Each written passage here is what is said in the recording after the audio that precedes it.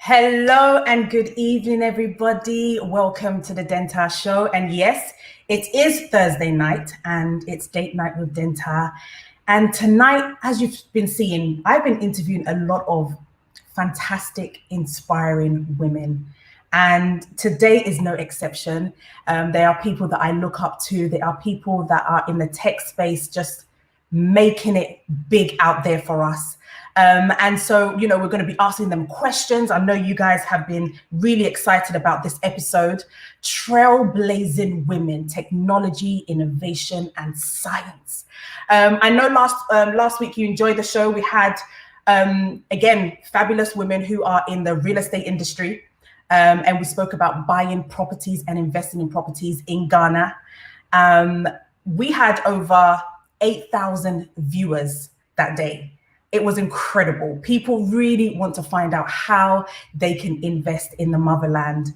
And, it's really, really good. I think this is the time, looking at COVID-19, look at your situation. Do you really want to be in the UK or USA? Do you want to invest somewhere else?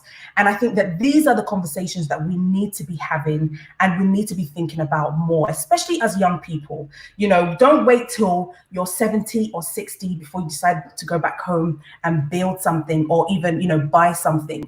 Now, rentals are really good in Ghana. You can make a lot of money from there. I want to know where everybody is watching me from. I see Jacqueline, I see you. I see Pearl, just sparkle. Hello, Vincent. I just want to, Nancy, hi. Where are you guys watching from? Please let me know your location. I want to know where you are watching us from today. And I must say, as I always do, there are people that really support me. Germany, oh, wow, hi. There are really people that support this show, watching from Canary Wharf. Hello, Jacqueline. Okay. I must say a big thank you to Vesta London Beauty. She happens to be my little sister that's, decided to be innovative and creative during COVID-19, has come out of her own lip glaze, as she calls it. So make sure that you visit her website, which is on the screen right now, and purchase a lip glaze. That's what I've got on right now. Nice. And then on my necklace, I don't know whether you can see that. Ahima has given me a Sankofa necklace, and she's actually based in the UK. You can get the necklace as well. The details are on the screen. And make sure you're supporting Black-owned businesses, African-owned businesses that are trying to do something during this time. Please make sure that you go and support.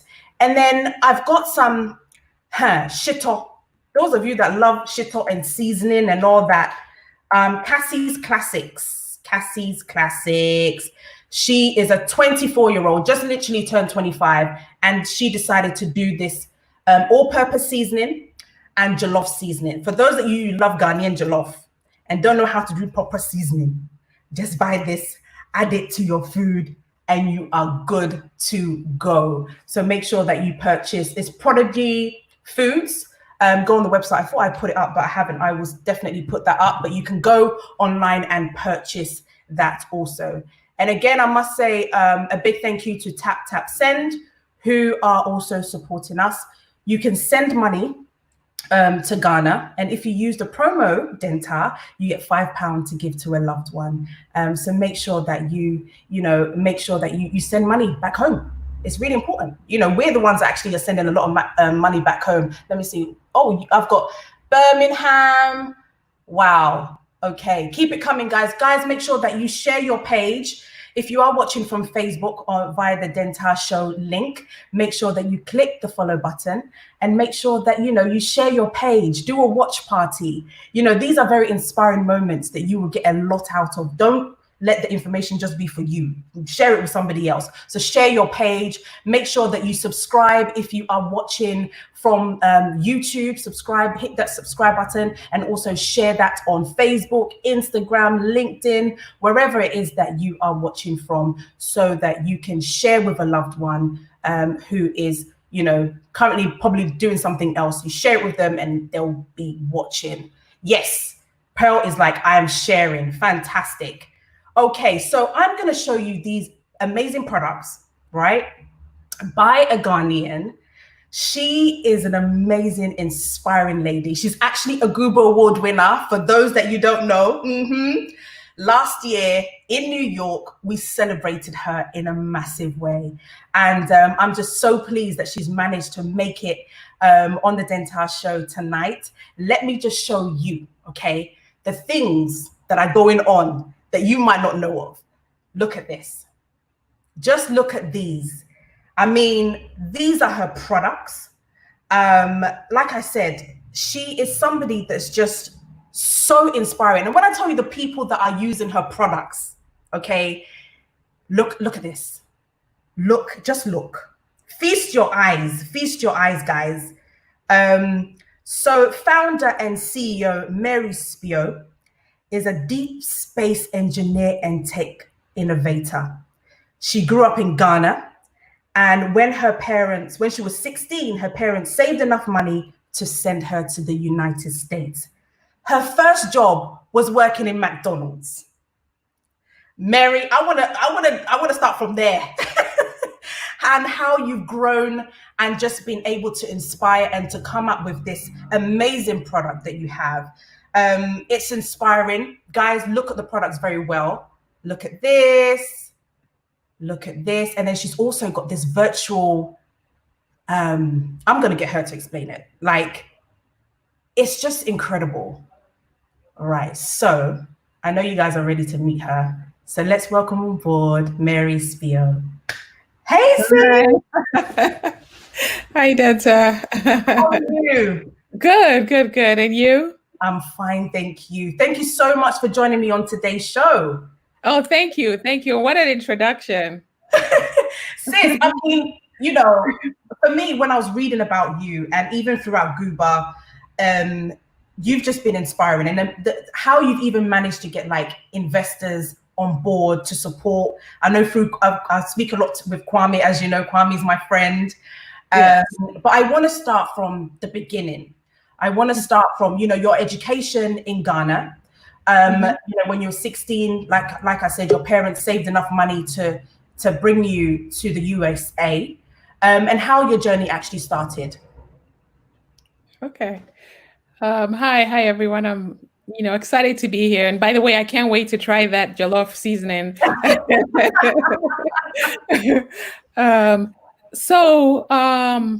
I started actually, I was born in the US. We went back to Ghana. Okay. And so I went to primary school in Ghana. I went to secondary school in Ghana, Holy Child. I have to mention Holy Child, and then after Form 5, I came back to the US. Okay.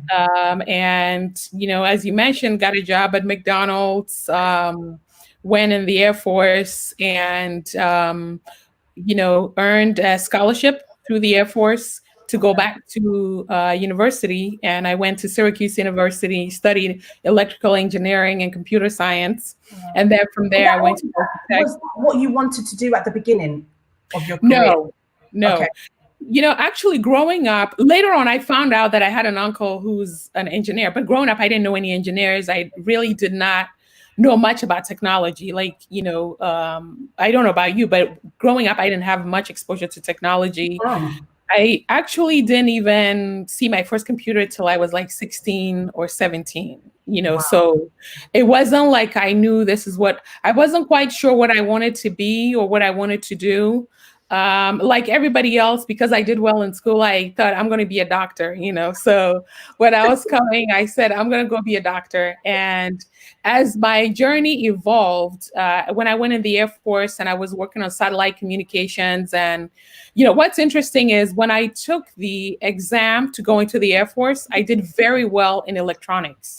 Okay. So I was placed in satellite communications. And so it was there that I started, kind of rekindling. When I was back home, I had a next door neighbor who, I don't know how he used to do this, but he would broadcast his music. He would tell all of us, put your radio here and you're going to hear what I'm listening to. So I started to understand a lot of what he was doing. Once I was, in the Air Force and I was a satellite technician. And then when I went back to engineering school and all of that. But prior to that, I didn't really have much experience, with technology or, think that I was gonna, be an engineer or anything. Mm-hmm. So when did you decide to set up your own company and do what you're currently doing? So I started out as a deep space engineer. So first I was designing satellites, and then I went from building satellites to designing technology to use the satellite. Okay. And I came up with several technologies which the Boeing company acquired. So there were patented technologies. So Wow. Boeing hired me. I came in as head of satellite engineering, and we built a digital cinema technology which allows movies to be sent over satellite. Wow. Compared to how they were sending movies before, which was they would send the big reels to the theaters. Mm-hmm. It wasn't very cost effective. So the digital version that we built Mm-hmm. was, if let's say they were spending 30 million to distribute movies, they were now spending 300,000. So every movie Wow. studio now wanted to use the technology.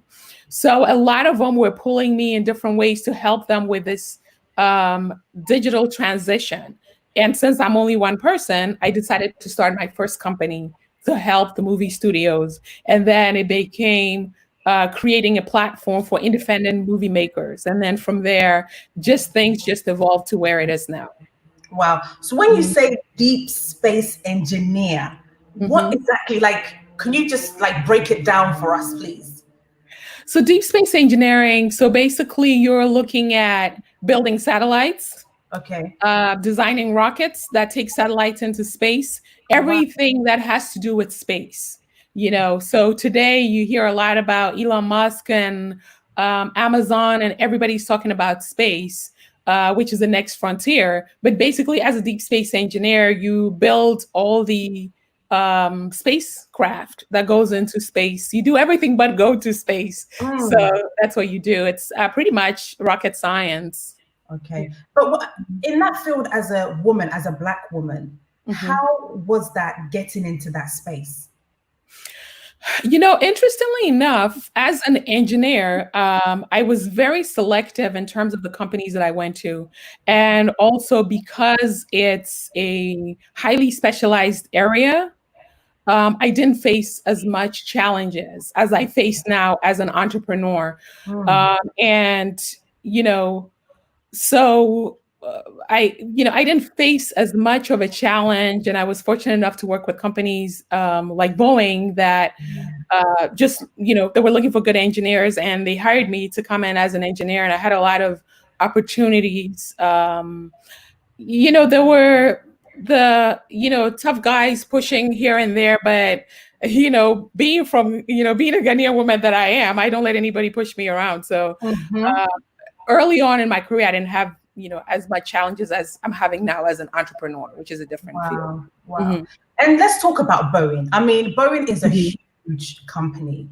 And Hmm. for you to be able to be the one that they picked, was it like a pitch thing? Like, how did that happen? What, did you have to like send them a proposal, or did they see you and the work that you were doing and was like, yeah, we want Mary Spear? They saw me and the work that I was doing. And then also, as I mentioned, I had patented technology. So these were technologies that they needed in order to be able to launch their platform. And so they needed the technology. And so they needed to go to the source. So if you're going to use a technology, it's better to work with the person who's developed it in order to be able to launch it. So I worked at, Panamsat, which is Intelsat now. So I worked at different satellite companies prior to that. And I did a lot of papers in my field. I spoke a lot about the uses of digital. I came in at a really good time because there was the transition from the use of digital techniques to analog techniques to digital. Mm, And a lot of the people there, even though they had experience, they did not know a lot of these new concepts. And I mm, was writing about them. I was, building technologies with these concepts. So they actually came after me. And I was one of three engineers that they brought in. And I focused specifically on the space segment. And then the other engineers focused on like security for the platform and, other areas. Yeah. The reason why I say that is that, sometimes young people don't understand that when you do good work, your work will speak for itself and people will come to you. Yeah. That's why I wanted to really get that out from you, because sometimes they don't seem to understand. So can you just elaborate how important it is to do the right thing, and that would engage people to also come to you and not you always going to them. Yeah, absolutely. And sometimes it's a combination of both, right? Because for my first job with Intelsat, when I was in school, I think the one thing that I did that has always helped me in my career is I always look at it from an entrepreneurial perspective. So I was reading publications on satellite communications. I wasn't just studying what was in the classroom. I was reading SATCOM magazines. I was going to conferences. And so I knew the companies in my industry that were doing the types of work that I wanted to do. So Panamsat, for example, I hounded them. I was very persistent. I told them why I wanted to work for them, what I had to offer. And then, I got the job with them. They paid less than most of the other companies that I turned down at the time, but I knew that I liked what they were doing. They were doing commercial satellite work, and that's where I wanted to be. And then through that work and putting myself out there, speaking at conferences, writing technical papers, doing extra, Boeing and other companies noticed the work that I was doing, and then they came after me. Absolutely, it's fantastic. But sis, what inspired your love for maths, science, and technology? As you know, in our community, or around the world, there's Mhm. seems to be a phobia with maths and science. What inspired your love for that, and why do you think there's a phobia with this? I think that for me, early on, my parents cultivated that, and my dad who passed, my dad was an attorney, and so he would be up in the middle of the night reading his law reviews and all that stuff. And a lot of times when I would get up, he would give me some basic problems to do, some beyond my times table, and Mhm. show me a few mathematical tricks and all of that. So I think early on I saw maths as something that was more of a puzzle. Mhm. Later on, as I was doing differential equations and some other advanced mathematical formulas, I realized that some of the stuff that I was playing with were really the foundation for the advanced engineering mathematics that I will learn later on. So I think that part of that, being introduced at such an early age to it in a fun way, really helped me kind of build it along the way. Sis, can we talk about these products, please? Yes. The one that I have on the screen now. What is that one? That's a 360 headphone. So the advantage of these headphones is the fact that you are able to hear sound all around. You can hear sound above, below, and also in every direction. And the reason I came up with this is because I created a virtual reality platform. And on the virtual reality platform, you hear above you, you hear all around, right? If it's not like watching 2D video. And so since nothing existed that allowed you to hear around and above and below, I set out and I created it. And it just happens that, they're really good headphones as well. And today we have elite athletes from Real Madrid and, NFL basketball teams and Wow. other high performance athletes that use them to train because of the audio level, the vibration, and just, Wow. the fact that they're all around awesome headphones. Yeah. Wow. I saw And Roland Martin with them on too. how long did it take you to build it, to do it? It's been about a 4-year process, Wow. so yeah, it definitely didn't start out like this. It's been about a 4-year process, because some of the technology, this is a fully patented product also. It's very important to patent your IP, your intellectual property. Mm. Um, yes, very, very important. And some of this technology just didn't exist in the marketplace. And so to have to build it from scratch to where it is today, it was a 4-year process. Okay. Wow. And then this. Yes. That's the virtual reality headset. So I love 3D movies, and when I first tried on a VR headset, I first tried it when I was at Facebook. I tried on the Oculus, which is a virtual reality headset, and it kind of put me inside of the experience. I was walking on the moon. It was, incredible experience. And I wanted to do everything this way. I wanted to be able to watch movies. I wanted to be able to see concerts, but all of that didn't exist. And most importantly, there was nothing in the marketplace that really had, because with a VR headset, you need to have a certain type of lenses. And most of the products in the marketplace were not targeted towards women, they weren't targeted towards children. And so once again, I went ahead and built, a product that I want to be able to use. And it just happens that hundreds of thousands of people out there also needed it. It just actually happened that 50% of the population, women, were Wow. not, didn't have VR headsets that were built for the dynamic range for their eyes to be able to be comfortable. But this is for both men and women. So that's how this came about as well. Wow. Mm-hmm. Wow. Absolutely fantastic. Somebody's asking how much did the headset cost to develop? A lot. A lot. I can imagine. Yes, And like, so how were you able to get like investors on board and people to kind of support your vision? I started, it's been a real challenge, but I started first with people within my network. Mm-hmm. So I went to other friends, other engineers, and then I went to a lot of pitch competitions. I have a group of people, actually, a group of investors that are executives from various companies. Some of them are from Microsoft, Verizon, Apple, all of that. They had come together and they had a pitch competition. I went to that. And they, saw the product that I have and they became early investors. The group is, so it was a lot of just pounding the pavement and not taking no for an answer. But Mary, how persistent do you have to be? Because I feel like the young people now, some of them just want like a quick turnaround. How persistent did Mary have to be? Like, what doors did you have to break down?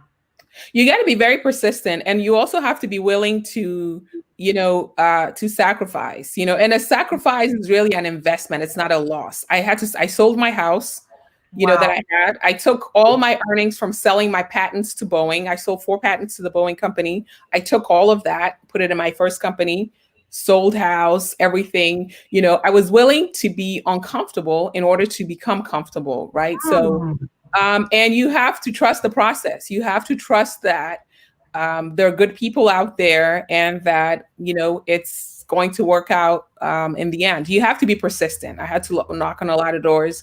And especially, today, especially in tech, they talk about the fact that women get less funding, Black founders get less funding, all of that. You just have to, shake as many trees as possible and get smart about the trees that you shake too. Wow. Because I've seen like Rihanna using your products. I mean, when you talk about, there's so many famous people that are rocking your products. And how does that make you feel?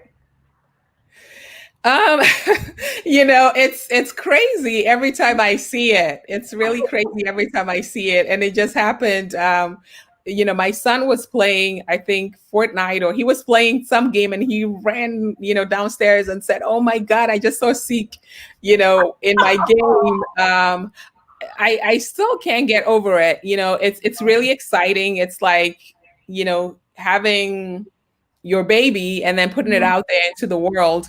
And every time, we get a good review, it's something that we're excited about because you've built a product, you want people to love it and you want people to continue to use it. So it's very, very satisfying and gratifying to see that people are embracing it. And all these amazing people are either on the platform or, it just says that it's something that was needed in the world. So it's very, very validating. Absolutely. Can you talk me through this product? What is this one?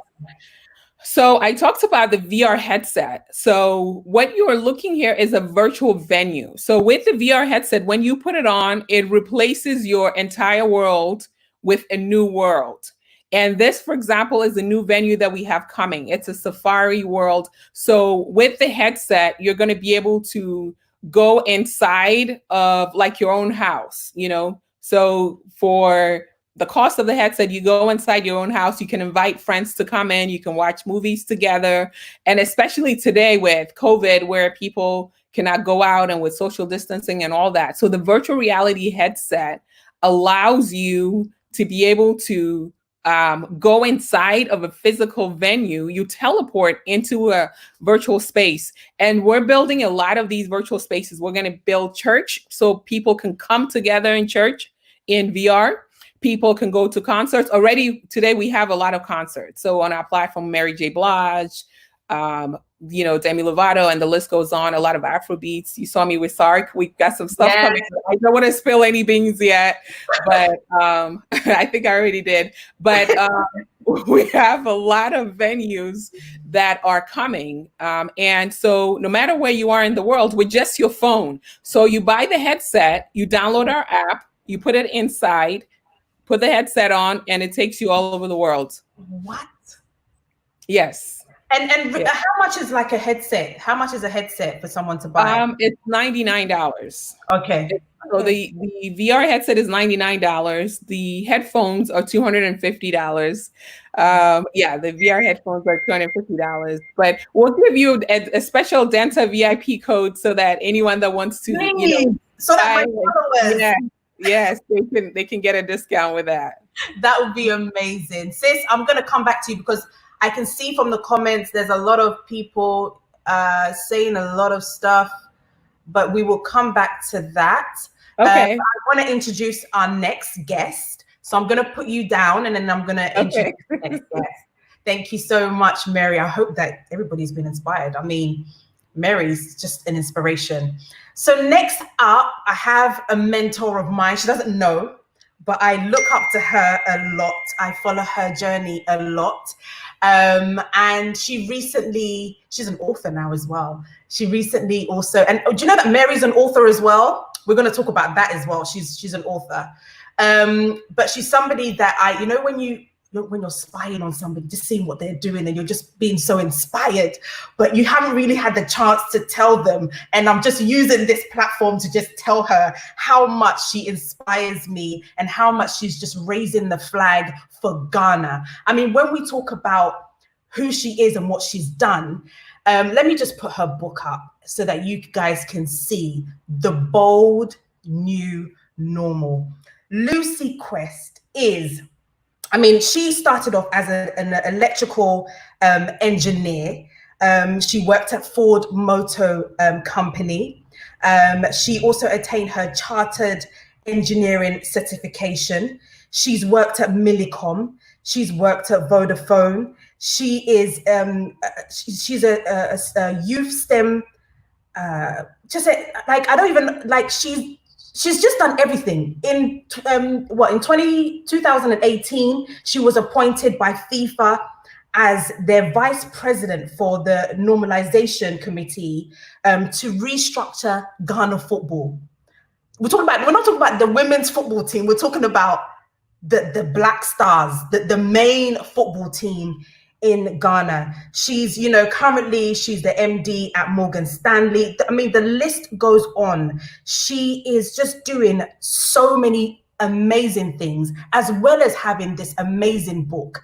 And for me, I just want to know how it all started. We're going to talk to her as well. And please, clap where you are. I know you are clapping because I'm clapping where I am. Please welcome on stage my mentor that she never knew, Lucy Quest. Hi, Lucy. Hi. Good evening to you and good evening to everyone. And thank you for having me. And that introduction, we need to talk. Look, Mary has booked the spice. I'm going with the lip gloss. The lip glaze. The lip glaze. Lucy, the lip glaze. I need glaze in my life. So I'm going with the glaze, I must admit. But no, wonderful show. And it was so inspiring listening to Mary. I've met Mary before. I had a great privilege, and you know when you've seen someone at a distance and you get to meet her, I was so excited to meet her, because I think when people listen to Mary, and I've heard Mary speak in other places, you know, people tend to be it's almost easy without making it sound trivial to be wowed at her brilliance as a scientist, as an engineer, as an innovator, as an entrepreneur. Um, but what she does is much more than that because she has chosen a field as an entrepreneur, right? I work in tech. I'm employed in tech. She is an entrepreneur. And even when you work in tech, people don't believe that, you know, Yep. someone like you can do it. She is at the forefront of creating and innovating, which means that she has to deal with, you know, investors who will say, where's the person behind you? Like, Yeah. who are you accounting for, right? Mm-hmm. The people who will say, this product can't be a good product, because so many things, the complexity of it. And, you know, I'd love in future if we had a much longer session where I'm booking her in the show that I don't host. Break it down for all of us. Yes. Mary, you. Yes, she's definitely raising the flag. And you know, it's nice to see females that are just being so creative and innovative, and in a particular space that we don't see a lot of people in that space. But Lucy, I mean, you know, electrical engineering, why? Why? You know, it's so interesting because for me, I had the very direct and very clear influence of my dad. Okay. Right. So my dad's an electrical engineer. And, you know, my dad is an Ashanti man, who really believes in the women in his life, who was convinced he's always seen a level playing field for men and women. So when we were growing up, if he wanted to fix something, I was the oldest. He didn't say let your brother do it. You're the oldest. You're the one who can carry the toolbox. You're the one who should know how to fix things.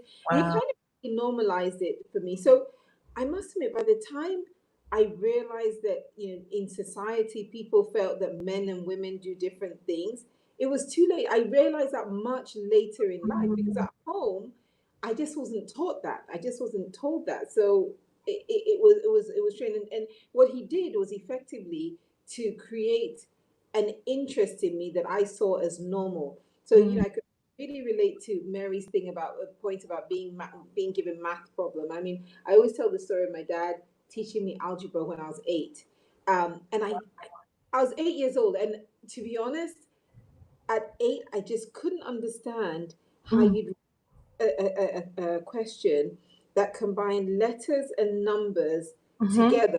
In an 8-year-old mind, it just doesn't make sense. It So doesn't make sense. you know, but a few years later, because he had really pushed this notion and tried to teach me this algebra, you know, a few years later, when school caught up with me having to do it, it became really straightforward and easy. So he was always in the business of stretching, thinking, making me think more. You know, there'd be a problem, a general problem or a social problem, and he'd just say, "What do you think about this?" And I can imagine most of the time, my answers didn't add much. I'm sure. Like, but he just wanted me to know that it was okay to have a voice, have an opinion, process what's going on, and offer it up. So, you know, I have to applaud him for that, for the whole engineering piece. That's not to say my mum didn't play a role. I'm sure she'll come up later in the conversation, but yeah, I totally applaud him that the role of parents can never be underestimated. And so, you know, saying that now, what are you doing to inspire your children now? Are you pushing them into tech? Are you allowing them to just be free and you see the talent and then you nurture it? What are you doing as a parent? Okay, so I also believe, so all my kids are teenagers now. Wow. Um, I kind of feel that the teenage years are so crucial, right? Because that's your bridge from being a child into being an adult, and somewhere in between it happens. So what I'm encouraging them to do now is be the best of themselves, i.e., try and figure out what really interests you in the many subjects and all the other activities, whether it's sport, whether it's school, um, and try and get really good at it. Like, let's not spend the teenage years completely scattered in terms of everything that we do. Let's try and create some focus, so that you start to build your future now. That's the way I see it. So I encourage them to do well. Of course, we all encourage our kids to do well in their schoolwork, but I want them to be actually really focused and targeted about doing, not just doing well for the sake of it, but really focusing on what they do. Okay. You've always been at the top of your game. Like anytime I've heard your name, it's like, yes, vice president, CEO, MD. Like, how are you able to just get to the top like all the time? There's not been a moment where I haven't seen you at the top, which is inspiring. Like we see that, we're just like, wow, of course she's going to get vice president. Like, like it's just, how are you able to maintain what you're doing and your focus? Yeah. It's interesting the way you put it. And as I listened to you, I thought, actually, I never thought of it that way. It's years and years and years of building a foundation, right? So first, to get there, you have to have a really, really strong foundation, and it involves a lot of sacrifice. I mean, again, I went to secondary school in Ghana, so I didn't directly have access Wesley to Girls. Yes, Wesley Girls. So I had Mary. We'll talk, Mary. I know there's a competition there. And then I went to sixth form at Prosec. But the thing is that you have years and years of building quietly that nobody sees and nobody knows, right? So I remember going to the UK after university, and I didn't go straight to work. I went to work in manufacturing at the Ford plant, and we had a learning center in the company that was completely free, right? Anyone could go and study anything. And at that time, I joined. Before then, I'd been at one computer camp in Ghana. We were camped at Achimota School when I was like 15 or so. That was the only time I'd had lots of 3 weeks with computers, and we were writing programs in MS, in C plus and so on. So this was centuries ago. No one talks about C plus very much, so let me not embarrass myself. But yes, all programming. And the inventor of C plus actually works at the firm where I work now, interestingly. Wow. But so I go to work, and we have this free learning center. And so I decided that, you know what, this is free access. I'm working in manufacturing. I'm not in university yet. I'm going to make sure I make use of this. So I would, especially when I worked on a night shift. So if I had a night shift, I would work from 10 p.m. to 6 a.m. in the morning whenever I was on a night shift. Wow. Then when I leave, I'd go to the learning center for a few hours in the morning before I'd go home. So wow. I go to the learning center, learn how to use all the Microsoft packages, Mavis Beacon. I learned to type in those times. I didn't know how to type, so I had to learn to type. And just made use of all those. And I could tell you story after story after story, where it was years and years and years and years and years and years and years of building. Like even in telecoms in Ghana, before anybody knew anything I was doing, I had worked in Ghana. I had been sent to Congo. People who told me, don't go to Congo. I went to Congo. I've had dinner with rather unseemly insects when I've had to be stationed in a hotel that was dodgy, but not dodgy from a seedy point of view, but dodgy from a facilities point of view. But that's what you do. I've had food burnt because I got called into a meeting and I forgot the food and it burnt. Wow. So many stories. So the point is that you build a strong foundation, which sometimes it takes a long time, and you can't be building the foundation just because one day you want it to pay off, but you in the moment while you're building the foundation, focus on what you're doing, do an excellent job, learn your trade, learn your craft, get really, really good at it. Don't see challenges as meaning someone's being so hard on you. Actually, those stretches are making you grow. And then when you get to a certain level, you have more bandwidth to flex and I wouldn't even use the word stay, but continue to grow. But then it becomes more incremental growth as opposed to the big stretch that you've had to do for so many years. I mean, that's what the strength of being young is, that you can invest energy in building a strong foundation.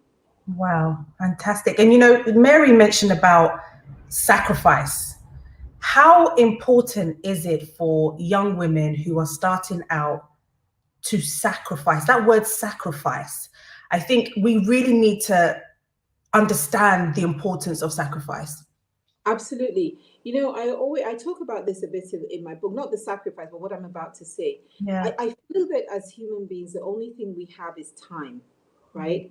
And how we choose to spend it is what results in what we get out of it, right? So I know you're very busy. I see you on Instagram, so she's doing that as well. How does she find the time, right? But you have decided, I can imagine that you're very strict about, I have to do this now and I Yeah. have to do that. You compartmentalize, right? And Mary talked about spending 4 years on one of her inventions Yeah. just to get the product out. We all have to spend a lot of time. As one of my a coach said to me once, she said, "You you you you're the what you say." She gave an like 8 year, 10 year overnight success. By the time people see you successful, they think you're successful. You've built, you've worked. There's been a lot of work. Yeah. Um, and so, young women, I think we need to learn how to use our time better. We Okay. really need to learn, okay, what are the things I need to achieve? How much time am I going to dedicate to each of those activities? And bearing in mind that it's not going to happen overnight just because you invested in the activities, but over a long period, it happens. I give you one quick.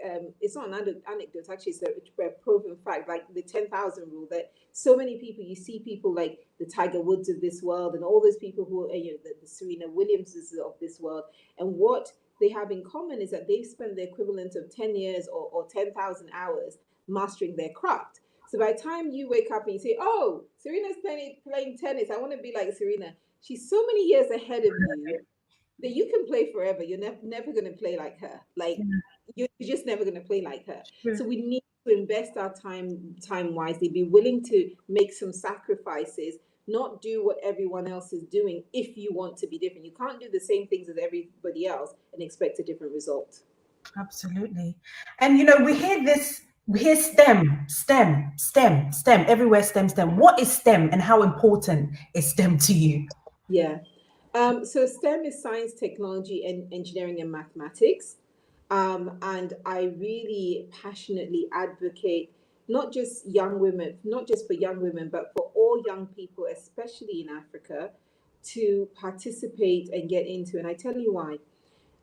When I advocate for it, number one reason is that we're a continent in building mode. We're in problem solving mode. Where we have things that we need to resolve, and to solve your problems, to build, to change the things around you, you need the engineers, the mathematicians, the scientists, the technologists who can actually create things. Right? We Mm. need creators. Mary has given us a beautiful example. So that's number one.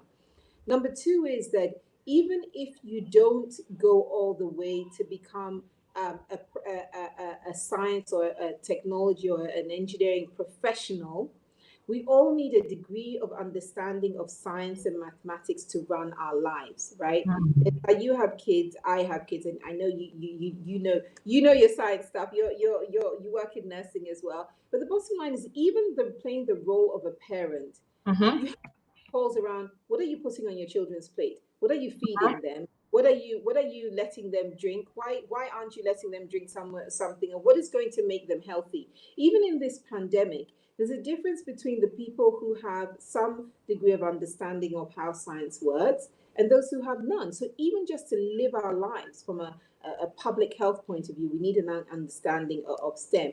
And then on the math piece, I feel that we each need a certain level of understanding of mathematics to get life right. I don't think everybody needs to know calculus or differential equations. Yes, some of us chose differential equations, but there's a degree of arithmetic mathematics that we all need to be comfortable with, so we don't get cheated at. I had an actress who I went out with to advocate for STEM in a school, and she told the kids, I need to know that I'm not being cheated on that contract, that I can calculate the taxation and the fees properly, and no one's taking my money. We Yep. need to understand math to just run our lives.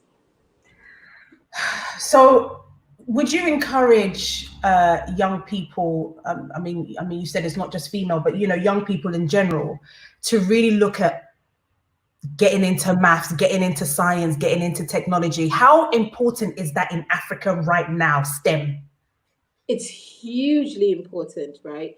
Because a lot of the time we draw these comparisons between, the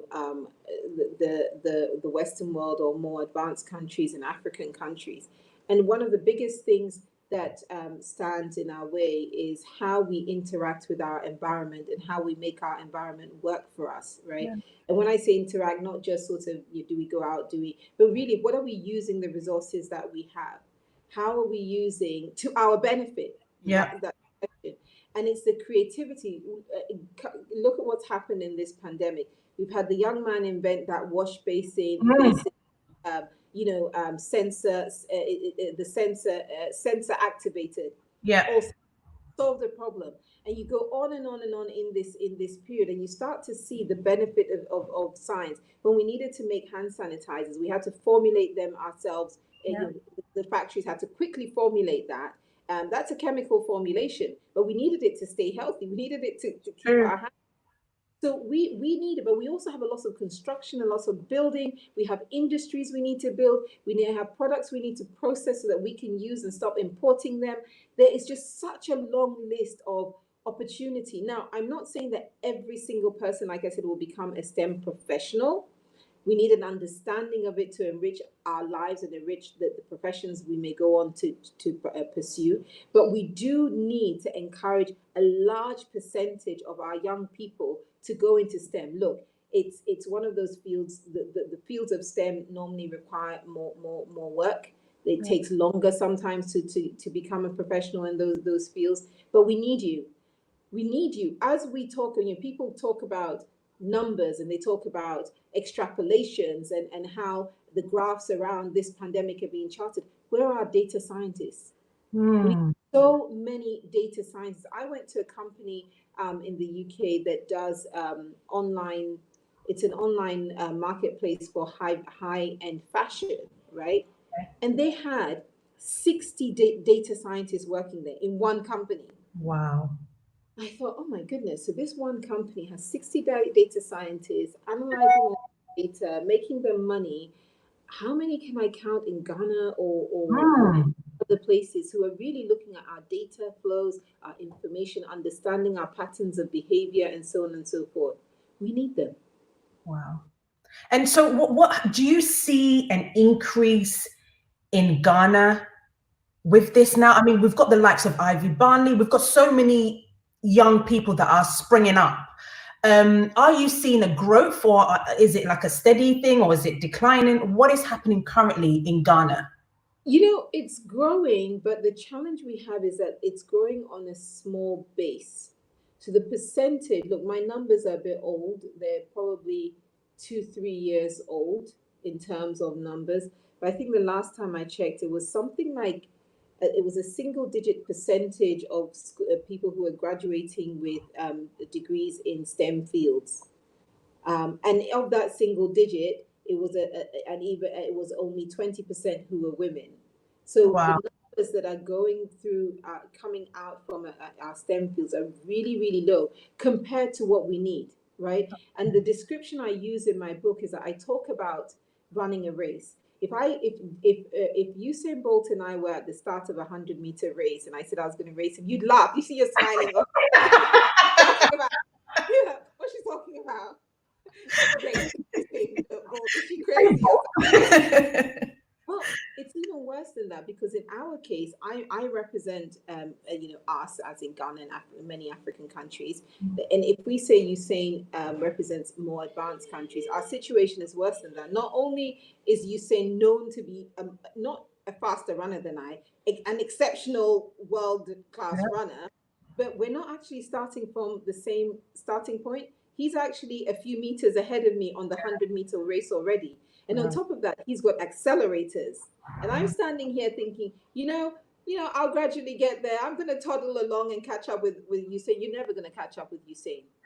Sure. I need some kind of accelerator that's going to get me, a legal accelerator that's going to get me to catch up at the very minimum with Usain. And hopefully, keep running with him. And that's where science comes into it. STEM allows us to execute at scale, to do things on a large scale, to take so many people along at the same time. Because otherwise, this thing where we're continually playing catch up isn't going to happen. It hasn't happened in my lifetime yet. And if we don't dramatically use innovation and science to change our ability to take the maximum numbers of our population along with us, we're going to be having this conversation for a while. And I don't want us to keep having it for a while. Wow. I want us to move. But Lucy, how do we get the likes of, Mary and other amazing people that are doing things in the diaspora to focus back home to help build the STEM industry? How do we create the platform or the infrastructure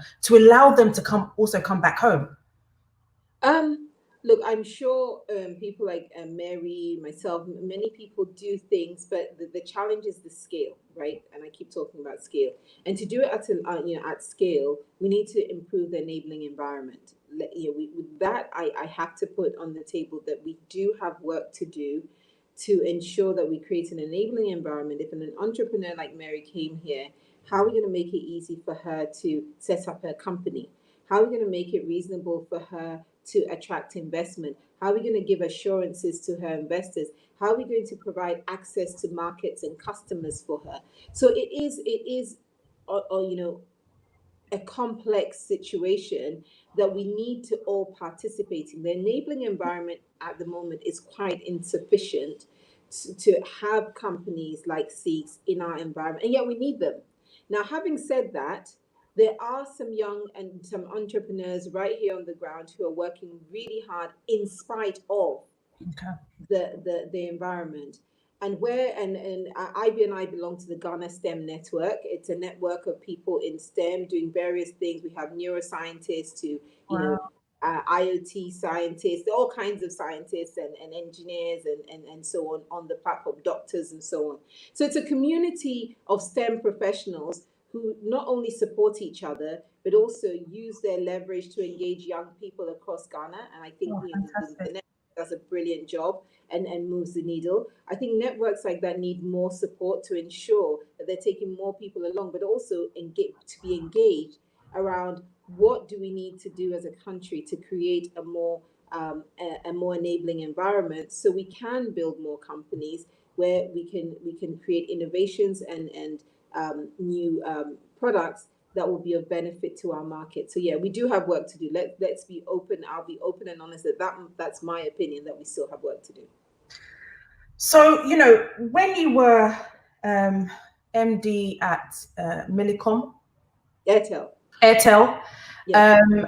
Compared to doing, vice president of the normalization committee for the Football Association and your current job, how has that differed, and how has that given you some different perspective of different areas, because they're different areas, right? How has that made you grow as an entrepreneur and as a person? I mean, massively. I think what all those roles have in common is that they provide growth opportunities for me as a leader. So the engineering and the STEM and the ability to solve problems, break things down, think things through, learn new things. That fundamental baseline helps you stay in the job and helps you deliver results. What multiplies your results is your ability to get the best out of everyone. Because if everyone's pulling in the same direction and they're being their best and making the right decisions in real time, then as a company you perform better. So for me, it's been the commonality has been leadership, growth, and stretch. And it hasn't always. I'm not trying to even pretend that it's easy. I mean, you're talking about 2 listed companies. When I worked with FIFA, I was working very closely with government. It was a different experience. But in all, what they had in common was you have to dig deeper as a leader to deliver results. Now, what is different about them, though, is that if you think about working at Airtel, it's very consumer focused, as in we're delivering access to many consumers on the ground, and they'll make noise every single day. So from a business point of view, you're thinking, oh my goodness, today we have a network outage. And then I'll drive to the network center and I'll sit there with the engineers and I'm like, we're not going home till we fix this. I'm fully Wow. yeah. I'm not having this Wow. social media. Making sure that it gets done. That's However, it. we're sitting here till it's done, right? Mhm. When when I did the work with FIFA, it was really about bringing um, people together a lot more, because it's not a structure where you're in a company and you're the boss and you're saying we're not going to leave till it's done. It's more, how do you influence people to pull together to ensure that the outcome that we need to produce for Ghanaian football is produced. And there's an almost an element of encouraging, engaging, influencing, coaxing, saying, this is a good idea. I need to win you over to come along with me. Mm. Now I work in a place where it's not. At the time of you were the only female. How were you able to brave the men? I was fortunate. We had another lady on board, one of our members in the committee. So there were two of us. Oh, So I was okay. president. She was a member. But yes, we'd go into the meetings and it would be like the two of us Yes. and everything. Um, Look, it was really important to listen, Okay. and having that listening period really helped me, because when you go into meetings and you're not trying to proffer solutions immediately, you're sitting there and you're thinking, let me understand what's going on here before I say anything. Yeah. Makes people feel that, look, you're interested in solutions that we can create together. And then obviously they help you recognize things that you may not be aware of, and it helps you bring more people together. Yes, there were times that when oh my goodness, thank the Lord that Na is here. I can ask her something on the side. Mm. You had to build connections with other people that you are working with, who are not women, but be able to come along with them. We also felt it was very important that we demonstrated as much as possible that, look, many women love football, and it's not just men who love football. And let's make sure that Yeah. we're representing that and demonstrating that the love of football. I mean, you try Black Stars play tonight and see whether you see anybody in that crowd doing anything but glued to the TV playing Yeah. golf. Mm-hmm. But we call it, FIFA. We say normalization committee and all that, but ultimately, it's about us as a people solving a problem, because that was what it was, right? Football was it was down the drain and we had to solve it. And I think that that's where if we can focus more on immediate problems and commit to solving them, I think we would go a very long way together as a people. Absolutely. Somebody's asked, where can I join STEM in Ghana? The Ghana STEM Network. Um, Is there a website, or is there like, on Facebook. it's on Facebook? Yeah, Okay. Facebook. It's called the Ghana STEM Network. Yeah. Let me just double check right now. And then we can just show them where to go.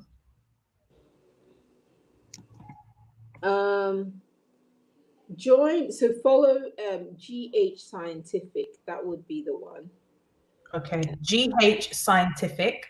All one word. Okay, all one word. So Charles, GH Scientific on Facebook. Facebook. That way you can join. Okay. And then lastly, before I move on to my sister Ivy, tell us about this book. Okay. Well, really, I passionately believe that as a continent of Africa, we need to focus on creating prosperity. Mm-hmm. And notice I didn't say money, I didn't say riches, I said prosperity. We need to focus on how do we ensure that when a child is born in Africa, they have the best opportunity possible to self-actualize, to Mm-hmm. become the best of what they could become. And at the moment, many children don't have that opportunity to self-actualize. And I believe part of it is because, well, I believe the fundamental challenge we have is a mindset that almost accepts the status quo, and assumes that we are where we are and we're going to stay here. So I challenge that, and I say, and I tell stories around real life examples of things that have happened and I've experienced and what I learned out of them, to bring out the messaging around, look, we need to shift our mindsets, yes, but shifting mindset is really, really difficult. So first of all, we need to create new visions. What is the new vision of your country, your town, your city, your continent that you want? And if you can create a new vision, then change what you say. You know, because sometimes, Dental, we want great things, but we keep putting down everything around us. Like we say we want the thing to excel, but then we keep saying negative things about it. How is it ever going to be? And if we can stop speaking negatively, but actually speak to the visions that we have, then we start to act differently. We start to execute better. You know, I was driving on my road. I'm in Accra at the moment, driving on the road, and I went through a pothole. And I remember when that pothole was created. I remember it wasn't rain. The road was perfectly fine, and somebody dug it up and did something, cabling. I have no idea what he did, and never Left fixed it. it. He did not restore it. My own two eyes, I saw a pothole created, and yet you want to be in a country where roads are perfect, but you go around digging them up, and then you say your roads are bad. We need to behave and act differently. And if you can do it that way around, start with your vision and speak differently and act differently, then you start to shift mindsets, because that future generation, you start telling them different things. They start seeing different behaviors. They start accepting that, okay, I can actually do that. And so then I go on and talk about all the other things that we need to do to really give each other the opportunity to prosper on the continent. Fantastic. And where can we? It's on Amazon, right? We can It's get. on Amazon, it's on Barnes and Noble, Wow. and many bookstores. I think it's listed in Goodreads as well. Oh, fantastic. And then in Ghana or anywhere in Africa, you can order from booknook.store. So booknook, one word, Can dot you type store. it in our private and then I'll put it up.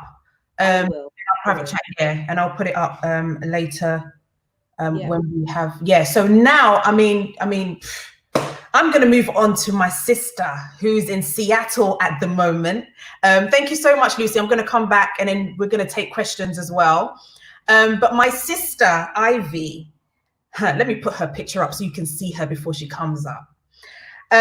So Ivy, she is the co-founder and CEO of Developers in Vogue, an organization helping women to embrace the tech industry. She won $10,000 prize as one of the 10 finalists of Kwesi Go Getters competition. She holds MIPFil, which is mathematical statistics, and a bachelor's degree in science. She was listed as one of the top 50 most influential young women in 2017. Listen, like I said, you guys need to be sharing this page and not just indulging in this interview alone. Make sure that you share. I can see everybody on Facebook who hasn't shared. If you haven't shared your page, make sure that you share it now. Make sure that you have subscribed as well. I can see the questions are flowing in. Guys, this is just intellectual property that I'm giving to you for free. I'm bringing these guests on to share their knowledge, their experience with you. And guess what? She's now at Microsoft. She's the program manager at Microsoft. And, we are so proud of her. Again, somebody else that's flying the flag, somebody that's inspiring as a young woman. And I get the opportunity to interview her right now, guys. Make sure that you are sharing your page. I can see that some of you haven't shared your page. Just click the share button. Make sure that you can even do a watch party on Facebook now. Do a watch party with your friends, and let's get the conversation going. So, guys, drum roll. Let's welcome my sister, Ivy. Hi, Ivy. Hi, Lenta. How are you? Doing well. How about you? I'm fine, thank you. I remember when, The story came out and I DM'd you. I was like, sis, I'm so proud of you. Like, thank you, thank you. But let's start, at the start with, with all the guests. I want you to inspire young people who are watching today. And you've been through the journey. You started out your own company. You support women in tech. Let's start from there. Why did you start, your company, and why did you focus on women? Sure. First of all, I think I don't even have to speak anymore because Mary and Lizzie have said everything. But just share my story. So I grew up very interested in technology.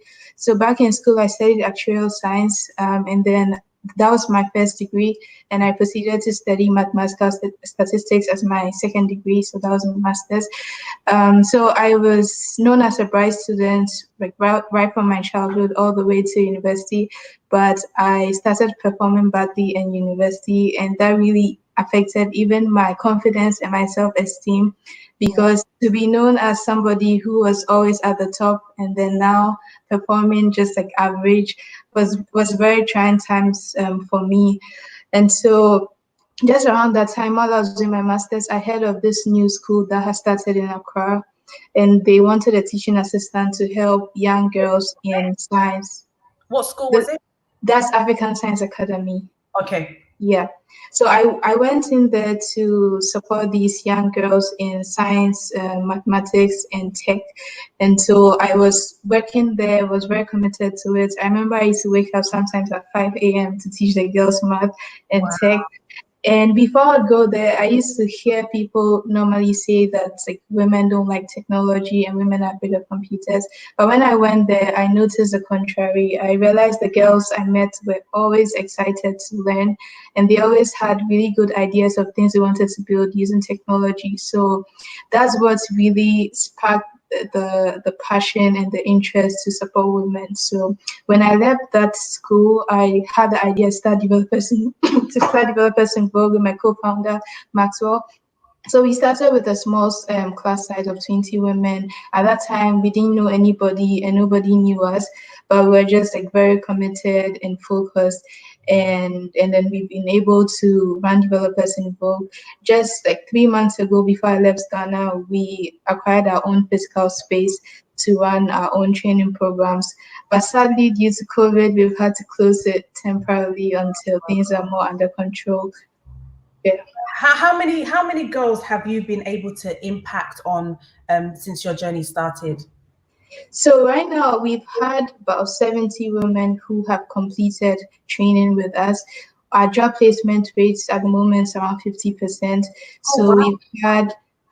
we've actually had 2 of our women getting job offers at Microsoft as well, but they are yet to start. We have some of them at Zipline, as Haptel, as EcoBank, as Stanbic Bank. So for us, it's not even just about the job placement, but most importantly, building community for the women, because it's not enough for someone to go into a company. Because I remember for some of the women we placed at the very early stages, they'll go there and then they are the only woman there. So then they feel intimidated because they are not valued as much as the men over there. Mm-hmm. So helping them to improve upon their self-confidence, to be competence in what they're asked to do has been something we've been trying to consistently work on. It hasn't been an easy journey, I would say, mostly because like as a young organization working with very limited funds, it makes it quite difficult to be consistent and to keep doing the work. But right now, what really drives us is the impact we've made so far. I know, like, just as Lucy was saying, one of the biggest problems has to do with scaling, because it's like you try something, you see it's working, but then the capacity to be able to replicate it to as many people is one of like the main challenges that we are seeking to solve the next couple of years. Ivy, why do you think there's lack of support in tech in our motherland? I don't think it's just tech. I think it's it could be general. I may be wrong though, but this is based on my personal experience. So at the time we started, and I don't even want to go into like the whole government lane, because then they say a lot of things, they promise and then they don't deliver. So we've had some of those issues in the past where we've had like opportunities to even meet the president of Ghana and all these like really big opportunities, but then making those things happen has been like the main barrier at this point. So right now, we registered as a nonprofit, so definitely sustainability is very important, because it's not like we shouldn't just depend on people to give us money. Like, how can we internally generate funds that can keep running the programs? So some of the things we are currently doing is placement fee from the companies that hire from us. So if you place a woman in a company, then the company pays us for placing them. So then we have revenue coming in, and also taking on projects from clients. So for example, if a company needs a website or someone needs like a mobile app, we take up this project, and then the women we've trained build the projects for them, and then they pay us and we pay the women. So these are like various avenues for sustainability that we're exploring. But like at this point, I'm just tired of depending on people to help, because like you go to places and people are always excited, but then when you follow up, nothing really happens after that. And how many women have gone to have been part of your organization? So it's a mix. So the core training program we run has been 70 women till date, but we also run very like general courses as well. For those ones, I'll say like about a couple hundreds of women. So with the core training program, it will last for 6 months and it's very intensive. But we also have a group of women who haven't made up their mind about tech, so they just want like an introductory course. So then they could come for a 1 week, like a short course, or like 3 day or 1 month. So those ones are like things we run on the side just to get more women interested. And one key thing we like to do is to start like in the university campuses. And like I shared my story earlier, I almost dropped out of school, even though I was like a very bright student. I dropped out. I didn't drop yet, but I almost dropped out because it was so hard. And like I didn't have like I didn't I it was very difficult. It was really difficult, and I had like some two mentors who were my lecturers at university, who were there to support me, to mentor me, and that's what really kept me going. So when I think at all the challenges like I faced while in school, I know it's very important for us to get these women when like earlier, so maybe when they are in university, give them the support they need, the encouragement they need, so that they would pursue tech.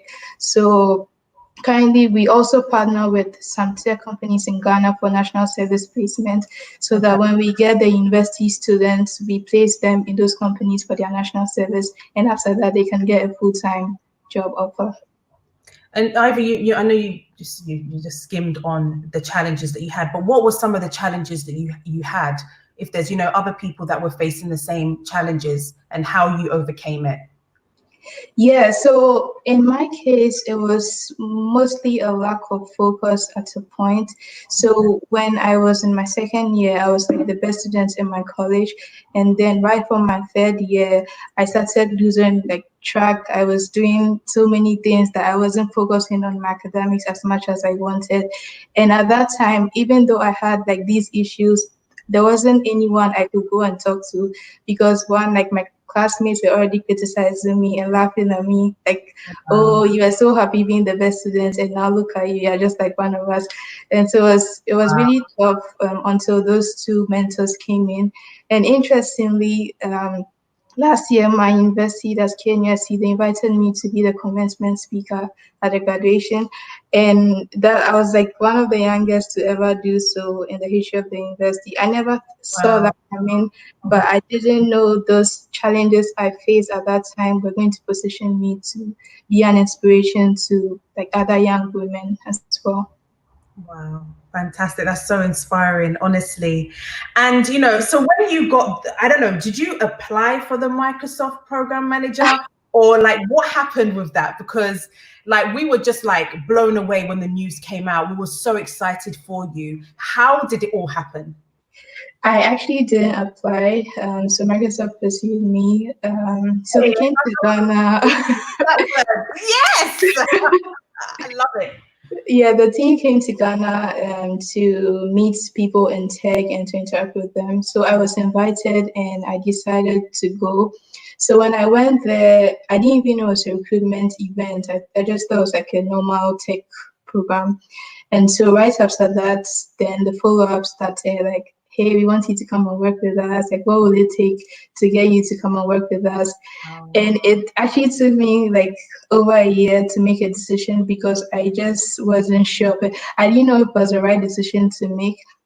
But I eventually said yes because I also got to a point in my career where I felt I wasn't challenged enough. And I knew that a role at Microsoft would propel me to be better, would really put me in a position where I can make impacts that will touch like many more lives. So that's what really propelled me. And so I did that. It took close to a year, and then obviously the immigration process also takes a while before I finally came. But I mean, Yeah. a whole year, 12 months. It was tough. Factors that you were considering. Was it just, you didn't want to leave what you were doing in Ghana? I mean, what were you seeing the young girls that you're thinking, oh, I'm going to be missing out on what they are developing and what they are doing? I mean, 12 months is a long time, It was mostly that because I felt like Developers in Vogue is my baby and I didn't want to leave it. But I also knew that with an opportunity of working at Microsoft, I can do even multiples of what I'm doing. So I still work with Developers in Vogue. It's just that I'm not like full time. I'm more acting at an advisory level, and I support as much as I can. I'm still involved in like mentoring the women, so I have some mentorship sessions with them. And when I got the role at Microsoft, so many of them reached out to me that I've actually inspired them to do more. Because sometimes when like people see people like people like me, they think it's just like you're just talking, you're just going to these conferences and you're in the media and you're not doing much. But like for people to know that a company as big as Microsoft would give you an opportunity to work with them, it means that there's some value. So I'm inspired myself, and it's been 3 months so far. I'm learning a lot. I'm being challenged, and yeah. Tell us about your role now at Microsoft, what you're doing, and how it's been so far these last 3 months. It's been good. So I came in just at the start of COVID in the US. So I haven't been at the office so far, just been working from home. Okay. And I work with the enterprise cloud team. We are mainly building tools and technologies for Microsoft's biggest customers. So these are customers with tens and thousands or probably hundreds of thousands of customers. And so we are mainly building like a lot of the Microsoft products that these big companies use. So I'm still learning, I'm still getting used to the role, but I'm very excited to have such an opportunity at Microsoft.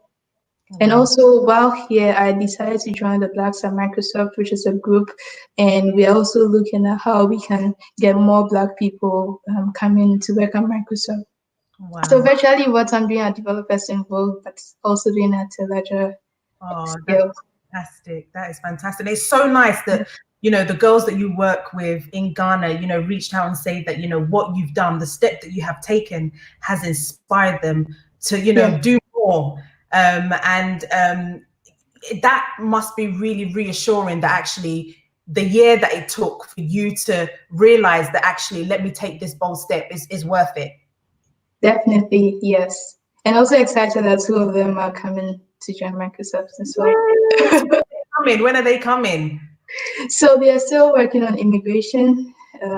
So I don't know the timelines yet, but they've already signed their offer letters and everything. That's fantastic. I'm going to put my other women back on. I'm going to put Mary back on, and I'm going to put Lucy back on as well.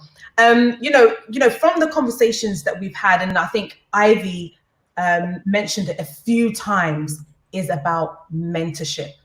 How important is it for young women, especially in the tech space, to have a mentor that they can speak to, that they can, because she said that the mentors is the people that kind of helped her to move on and to kind of encourage her. How important is that? I'll ask Mary first.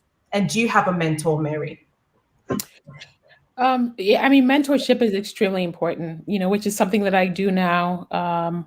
I do so personally, and then also with the Department of State. I mentor through that as well.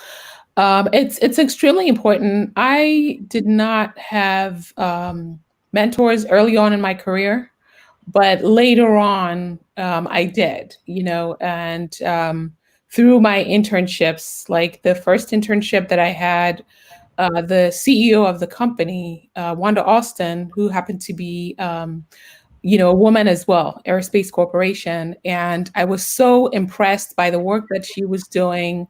I kind of, reached out to her to ask questions. And so I always I haven't had like direct mentors, but I've always had, people that I look up to, that I allow to inspire me and learn from.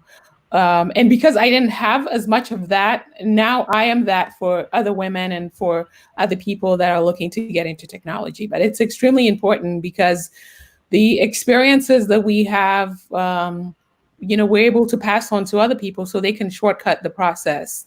People don't have to repeat the same mistakes or wander, in the desert for so many years in order to get to where they're going. We can impart that, which is what I do through my book as well. Mm-hmm. Absolutely. Yeah, we'll talk about your book in a second. Mm-hmm. Lucy, how important is mentorship? You're on mute. You're right. I tried to ensure, when you were talking to Ivy, I wanted it to be quiet. So,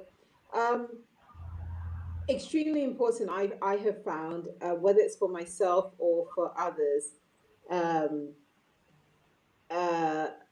basically, mentors are important because you're going into a field that can be daunting, it can be different, and I found them very helpful in providing guidance and blueprints to help me following their tracks. And look, my mentors haven't always been people who look like me or who are like me, but most importantly, they've taken interest in my ability to develop and grow. So mentoring is important. It's an opportunity to learn from someone who has walked the path you want to take. But also, a good mentor is someone who also wants you to do more in your journey, achieve more than they have. That they're very comfortable to encourage you and share with you their pitfalls, and so that you don't make the same mistakes and you make better progress. So I found mentors extremely helpful. And I continue to be mentored. I've had mentors forever, and I still have mentors, so I don't give up on mentoring. You can have more than one, right? You can have more than one.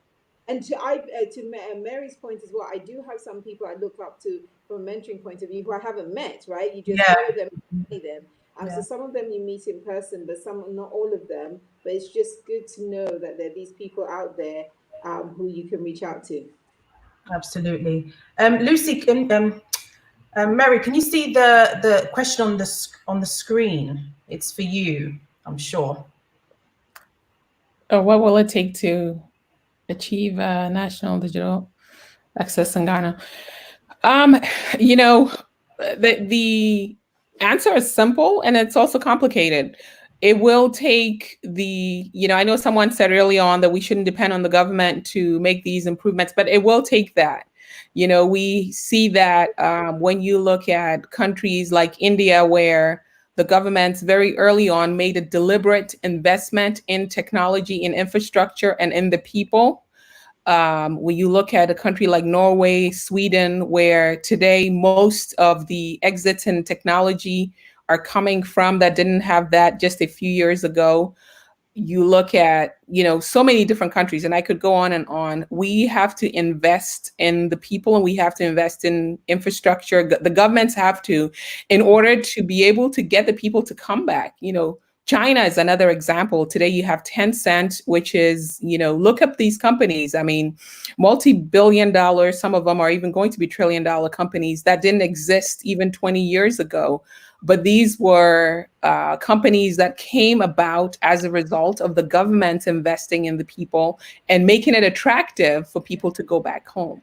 So to have the national digital access, it's not something that individuals can build.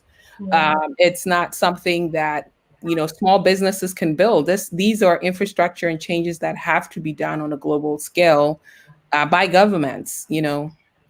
It's home, especially today. Everyone that I talk to, I'm getting so many calls from my African American friends that want to move to Ghana, that want to move somewhere in Africa. Everybody now is looking to, come back home, but the infrastructure has to be there, and the investment in the people has to be there. The support, for things like what Lucy was doing and what other people are building are there. It's a shame to think, that I couldn't have built what I built, back home. But we should make it possible, because there are so many people, that have these innovative ideas. I was just talking to a friend who was in Congo, and she was telling me how they're, using potatoes and, copper leads to charge mobile phones. We're innovative. And I actually tried it with my son too, and it works. We are beyond innovative. We are beyond innovative. And so we need to build the fertile ground, and nationwide access to digital, it's the beginning, of working towards that fertile ground. Absolutely. Ivy, do you have anything to add to that? Obviously, being in Ghana all your life, do you see this happening anytime soon? I do. I think it really boils down to infrastructure. This is my opinion, though. And in terms of the talent, I see the youth are vibrant. The youth are hungry to see change, and so people are generally inspired to make things happen. But we need definitely the infrastructure in place to be able to make these things happen. Absolutely. And there's a question here. Ivy, can you read that? Yeah, my question is, has any of them used their skills to find a solution in Ghana? Have you done anything with in the tech space, or Lucy, is anything? Yeah, lots of things. So in Ghana, like many African countries, the biggest technology conversation is really telecoms, right? So even though it's about access and so on, access and internet and all that, it's the biggest tech game. And the reason why I use those words is that I would love for us to get to the place where our biggest tech game is not telecoms, because telecoms is just access. You need the layer of content, products, all the innovative things that ride on the telecoms infrastructure that's more than just access. So we've done a lot of work in terms, well, when I worked in the industry, as far as providing access far and wide. I was one of the earliest people to go to the Bank of Ghana in 2008 to talk about mobile money. And I remember back then, nobody knew what we were talking about. And I was given like 2 sheets of paper on A4, literally. And the title was Branchless Banking Code, because they didn't know what we were talking about. They're thinking these telecom people are crazy, thinking that they're gonna do financial transactions. Do they know who we are? And lo and behold, here we are. And it took a lot of work to get to the point of building up the mobile money infrastructure and studying different examples from around the world to really understand what could potentially work in Ghana. So mobile money is a definite one. When you talk about access to information and social media, when I first came into the industry in Ghana, I had a BlackBerry that was running on 2G. And if my email dropped, I was like really impressed. And I was like, oh my goodness, my email came through on 2G. That was a big deal. It was only like a little 12 years ago. And now here we are where people have access to all these products and services. We introduced Facebook at a time when we were still running 2G, but we ran Facebook. We sold a phone that had a Facebook button that you press the button and went directly. We didn't have the smartphones then. And you just press the button and it takes you straight to Facebook. When I was at Airtel, we were the first country to actually on the continent and company to launch the Free Basics, which has evolved and has a new name now. But Free Basics, and I was just so proud when we sat here and Mark Zuckerberg wrote his whole post on Facebook about Airtel in Ghana. Yeah. But what all that does is opens people up to the notion that we too can. It doesn't solve every challenge, but it tells people that we have the ability and we have what it takes, because it was the same local team here that I was working with who got all of these things done. So that for me is really important, that people understand that we have the capacity to deliver solutions that are relevant. And I'd love to see us do more.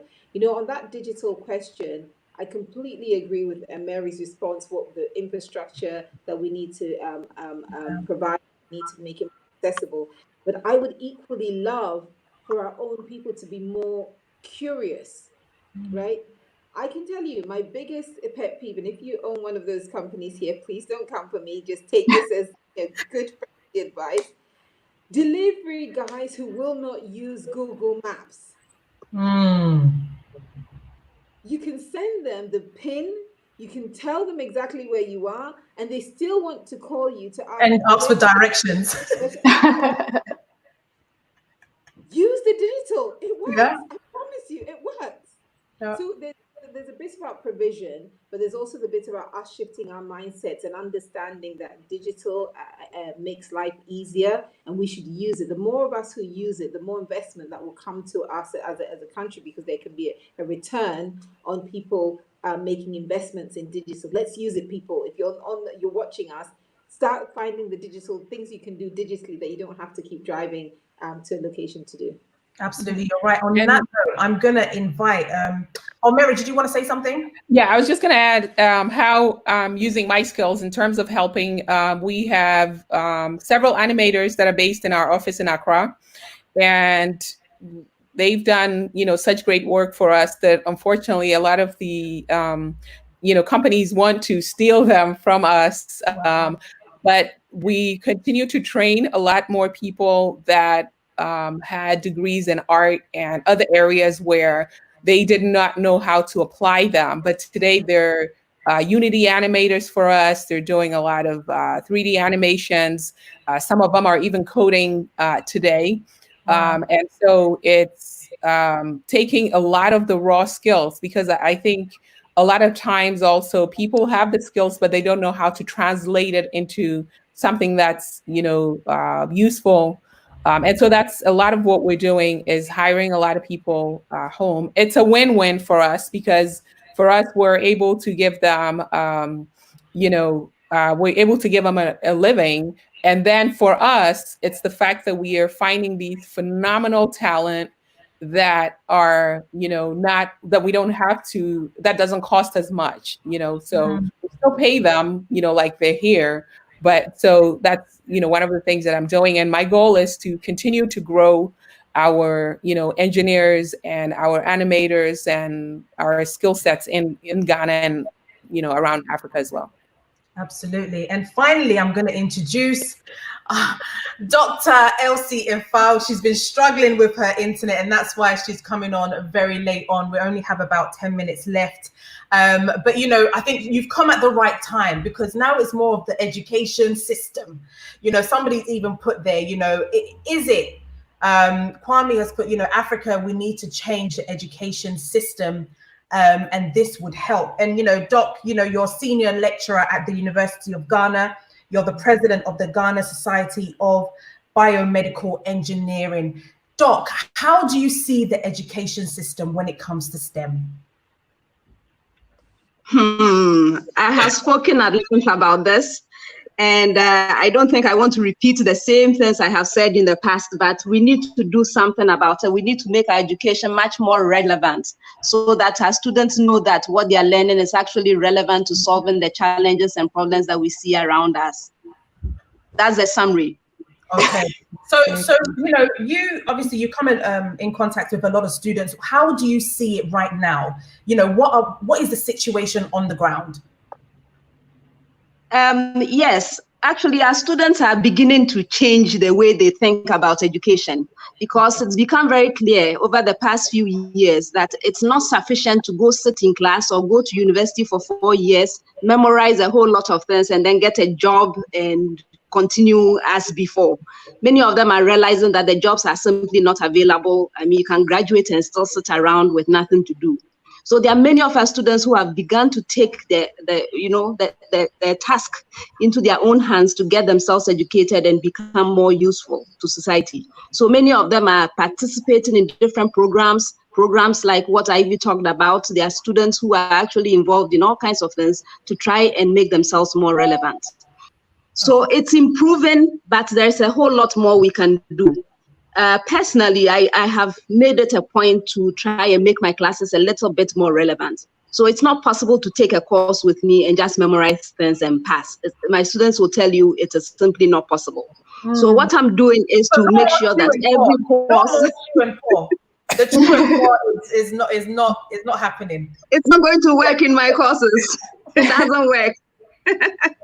Okay, so each course has a course project associated with it. And so each of the students will be required to work in teams, because that's how the world is working these days. You don't work in isolation, you are working in teams. We'll talk about teamwork, and you will have a project and you have to have deliverables at the end of the course. So it's not sufficient to study design, be an engineer, say you are in a design class and just learn some theory and move away. You need to come up with a tangible product that solves a specific problem. You cannot do a final year project in engineering with me and expect to just leave with no output. You must have results. And so the students are beginning to shift their thinking and beginning to do some of the things that we expect them to do if they are to address the issues that confront us. And the issues that confront us right now is COVID-19. How are your students being innovative at this time? All right. So COVID-19 has revealed a lot about us. Honestly, it has, because suddenly we were thrown into a situation where everything that we imported was simply not available. Even if we had the money to import certain things, we simply didn't have a way of bringing them into the country. And I'm talking specifically about PPE, the protective equipment. And this falls very much in line with what we do as biomedical engineers. And so as engineers or engineering students, we had to start thinking about what we could do in terms of producing some of these locally, from locally available material, from locally available manufacturing processes. And all of these are real life problems we had to think about addressing. For my third year class, I'm teaching engineering design to my third year class. They were already on a project. They already had their course project because the semester has started before school was closed. But I still got an opportunity for some of them to participate in some of these COVID-19 PPE production. So I called for volunteers, and I was so pleased to see that our students were willing to volunteer. I teamed them up with students that I work with at University of Michigan. And for a month, they were looking for information and making recommendations about what we could do. I have also been working with the Ghana Society of Biomedical Engineers. We have teams in place that are working on various products, and I'm sure many of you have seen that our first product is the face shield. It's a simple device, but we had to sit down, think about how we're going to redesign what was available or come up with a design that would be acceptable. So we have a design which has been approved by the FDA for donation. So we are in the process of producing these face shields for our frontline workers. Fantastic. So it's possible to use the education that we have to produce some of these things for ourselves. Mary, how has COVID-19 impacted or benefited your company? With COVID-19, because we have a virtual reality, we have a platform, a streaming platform for virtual reality. We've had a lot of universities, everyone. The last call that I was on, we had universities including Syracuse, Johns Hopkins, all the biggest universities that you can imagine that are looking to use the platform. We also have the biggest names in entertainment. We have, artists that you wouldn't, imagine that are now on our platform because they've had to cancel their tours. If you look at the music industry in the US, I think over the last 3 months, they've lost billions and billions of dollars because of the tour cancellations. And so most of them are now looking to use our platform or are already using our platform. So in that sense, it's really helped accelerated the adoption of our technology. So that's how it's helping. And then we're also building for classrooms a virtual learning solution. We actually partnered with Microsoft in building several solutions. And a lot of these are have come up as a result of, they were going to happen anyway for us, but we've had to accelerate it because of COVID-19. Okay. And, whilst you're still, speaking, can you touch on your book, please? Oh, it's not rocket science. So my book, it's called It's Not Rocket Science, 7 game-changing traits for uncommon success. And in the book, I share a lot of, it's almost like a resource for people that also want to be able to do something extraordinary. And the title of it, It's Not Rocket Science, because I think a lot of times people think in order to come up with something significant, they have to have all sorts of things when you really just have to start. You truly, truly just have to start with a dream. When you look at the technologies that I sold to the Boeing company that changed an entire industry, again, that sold for billions, you wouldn't think that this girl, from Cape Coast, Holy Child, this one, that one, most people would not think that you'd be able to come up with this type of technology. But really, it just starts with that dream. And that's what the book is about. It's about the fact that you have everything inside of you to go on that journey to create something amazing. And it just starts with believing in that dream, believing that you could do it. And especially today, so the book gives a lot of steps. It has a lot of resources in there to not only build, I think a lot of times too, when people are creating technology or innovations, they're thinking way too small. They're not dreaming big. They're not dreaming huge. And we're in a time when you can actually dream as big as you want to dream. And that's what the book is about, is no matter what your circumstance is today, to be able to have a massive dream and take the steps to follow it, reach out to people. And it's a way for people to also reach out to me to help them on that journey to their own, personal successes. Fantastic. Doc, do you see your students dreaming big? Do you see them thinking outside of the box? Do you see that currently? A few of them, yes, a few. Okay. But a large majority are still thinking small. They are thinking of coming in there, getting a certificate and going off and somebody giving them a job. Unfortunately, that's a large number of students who are still thinking this way, but there are some who are just amazing and doing wonderful things.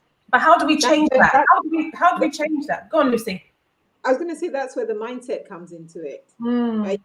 It's like magically assembled a conversation. Of course, you're very deliberate, so you know what you're doing, you, Madam Denta. But it's the mindset. That is the fundamental challenge. Amazing, professors like Elsie who are doing a brilliant job, and she has a Herculean task of shifting mindsets. But that's what we need.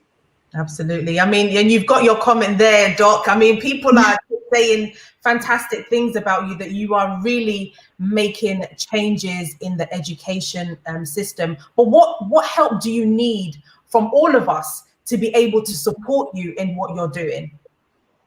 All right. So what we need is encouragement. At this stage, it's encouragement.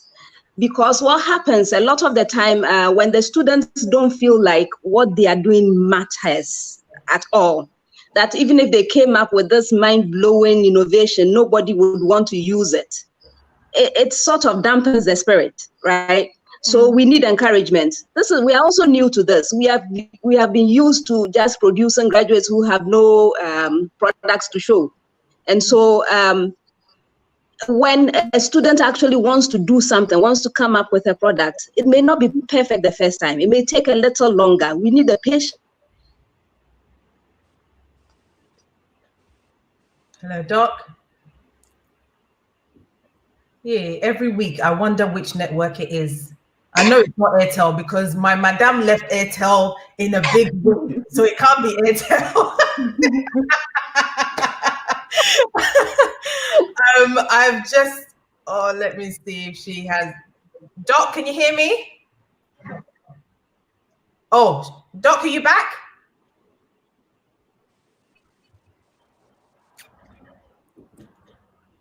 I think, oh, she's back. Can you hear me? Hello. Oh, there you are. Oh, yeah. My network is horrible. Please forgive me for that. That's okay. I don't even want to go through which network you're on, but Doc, what are some of the amazing things or innovation that you have seen through your journey so far? Okay, so I have my students that go off to Kolebu most of the time. They go look out for problems that they can solve using their biomedical engineering skills. And they've been coming up with very interesting things. So for example, I have a team, we are now working on writing up the paper. They came up with a device, a medical device for checking clotting time of blood, because the doctors need to check whether its patient will bleed out during surgery. And they have all kinds of methods, some very expensive. And so this team decided to take it upon themselves to come up with a device to measure clotting time as quickly as possible so that the medical professionals can focus on their work. This is one example. Wow. There are several others. There are several others. We want to hear it because we want to see, what we are actually doing in Ghana, and the type of things that you are able to push out of your students. I think it's important for us to hear some of them. All right. So another student project, there was a student during the time of the Doomsor who was very concerned about what the traditional birth attendants were doing in terms of sterilization of the equipment. Many of their pieces of equipment, they were really not sterilizing them. And so, and you need very expensive equipment, autoclaves, in order to be able to fully sterilize the equipment that they use. So she came up with a sterilizer. So she produced a sterilizer and tested it. And all you need, basically any heat source, you don't need any fancy electrical systems. You don't need, cook stove can do it. And so that's one of the products that we have. We also have other projects. I have a team of students who have been working on a sanitary pad design using fibers. Wow. Fibers, our local fibers, maize fiber. Yes. Yes, but a lot of the time, what we require of our students is a proof of concept. So they define the problem very well. They know what the problem is they want to solve. They come up with a proof of concept, something that shows that, yes, this problem can be solved. And then, unfortunately, they move off to go get the jobs. And then the project sort of stays with me. And so they are sitting on my office as prototypes, and we need to move them forward. Wow. We need to move them forward. So you need investors and people to come on board to move these innovation forward. Yes. Wow. Yes.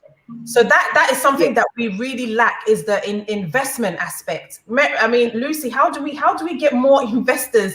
Like, these prototypes that she's talking about are really innovative things that actually could grow our economy and could become the next, big name in our country. How do we really support these innovators and these creative people that are coming out with indigenous ideas? I think for those of us on this call listening, what we can do is actually support these innovators by using their products, right? Because every investor wants to know that you have a market, that if they invest and they help you scale up, there are people who are going to buy your product. So one is that we need to support our local innovators, buy their products. If they make something, you support them, give them feedback. Don't just say, oh, it's not perfect. Yeah, it may not be perfect, but guess what? If you keep buying and giving them feedback, they'll improve it. And then when they're able to produce a business plan that says, this is the market opportunity, these are the numbers of people who will buy it, this is how much money I can make. Guess what? It will be easier for them to have investors put money in, because every investor wants a return. No investor is a charity, right? So Yeah. that's what I think. We should support them, and we should also give them the opportunity to scale up and improve their product, so that an investor will be attracted and interested in what they have to sell. They need a ready market from us. Absolutely, absolutely. And I can't thank my panel enough. I mean, we've gone past our hours, but I'm just going to get everybody to say their last few words. Ivy, for those young ones that are looking up to you, that, you know, are inspired by what you do, what are your last words for young girls who are not sure, they're still contemplating, they like tech, but they're not too sure? What would be your words of encouragement to them? The mantra that I have lived by is pay now, play later. And so everything I do, I know that if I pay the price right now, if I sacrifice and I do the hard work now, I'm going to enjoy in the future. So that would be my advice to all the young women and girls watching today. Just know that whatever hard work you have to put in, this is the best time to do it, because you're going to reap multiples of it in the future.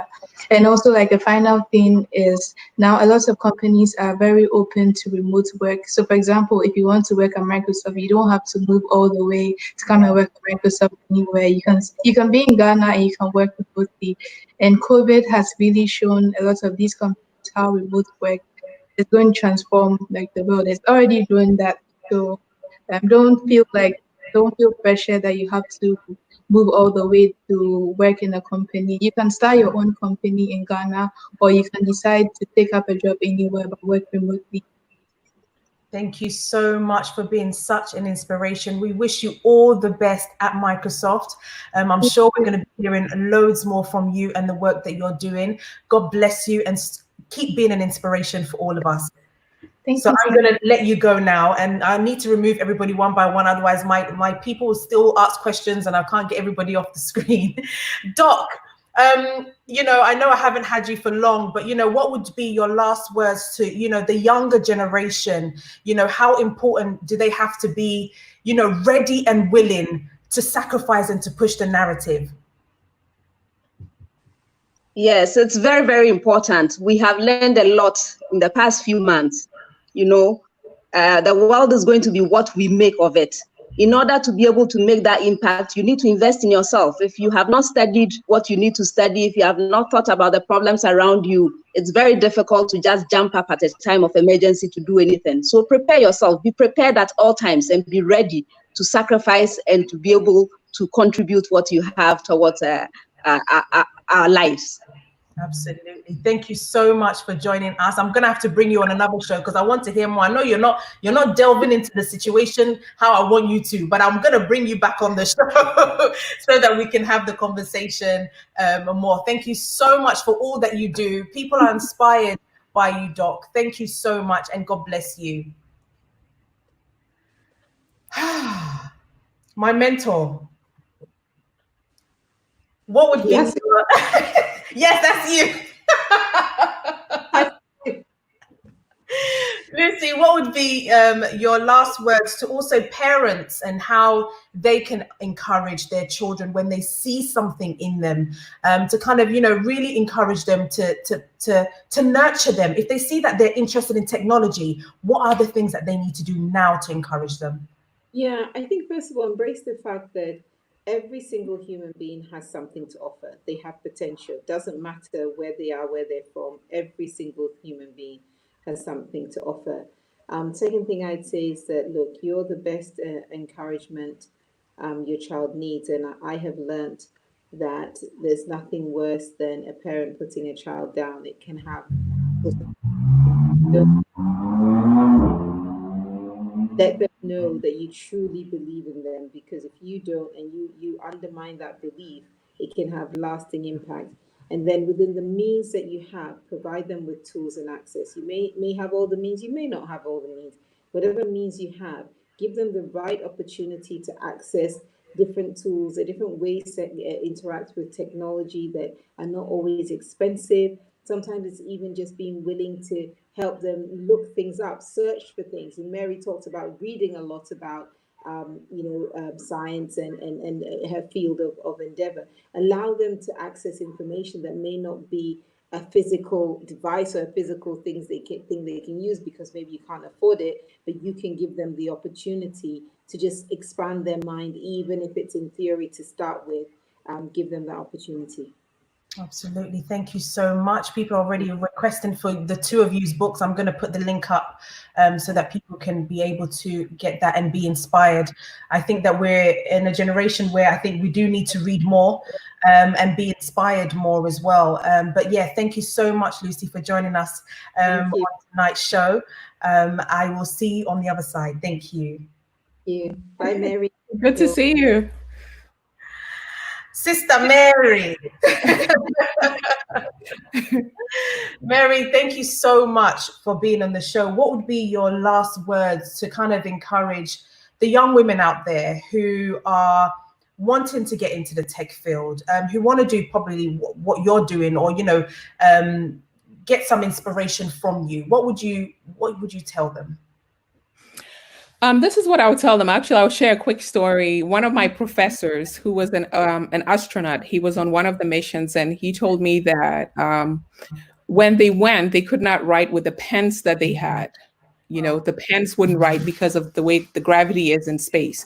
So the NASA and all these space organizations formed a body to look for a way to create pens that could actually write in space. Wow. So they were on this panel, and they had this young African engineer in there. And as they were carrying on, and they'd spent all this, tons and tons of money trying to figure out, he just looked at them and said, well, why don't you just use a pencil? And they looked up, and that's pretty much what they do now, is use pencils. So innovation is about solving problems, being innovative and solving big problems. So no matter where you are, whether, what degree you have, what degree you don't have, just realize that if you have the ability to think and ability to solve problems, there are a lot of problems out there in the world that need you. So just go out there, put yourself out there, and find some good ones. And don't ever think that you cannot compete on a global scale, because no matter where you come from and what you're doing now, you can think and you can solve some really big problems, which is, what I've been able to do, what I've been, blessed enough to do. So just go out there and solve some big problems. There are a lot of innovators out there, and don't wait, especially the girls, the women. Don't wait and don't think that it's not for you. You could solve problems. That's what we do all day long. We solve problems. Absolutely. And then you mentioned, I know we didn't get to, but you mentioned about, the entrepreneur journey has not been easy. Can you explain in just, a few minutes, what it is like to be an entrepreneur and what you do have to go through?